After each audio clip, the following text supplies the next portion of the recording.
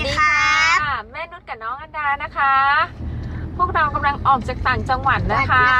แล้วก็มาถึงช่วงจังหวัดนครปฐมนะคะใช่ค่ะแล้วก็เจอรถติดฝนตกใช่แต่เราก็โชคดีมากๆเลยนะคะ ที่ด้านข้างทางอะค่ะเราได้เจอใช่เราได้เจอพระพิฆเนศใช่เราได้เจอรูปปั้นของพระพิฆเนศพระองค์พระวิษณุแล้วก็เจ้าแม่ลักษมีนะคะก็เลยเก็บภาพบรรยากาศมาฝากทุกๆคนนะคะลองชมกันนะคะ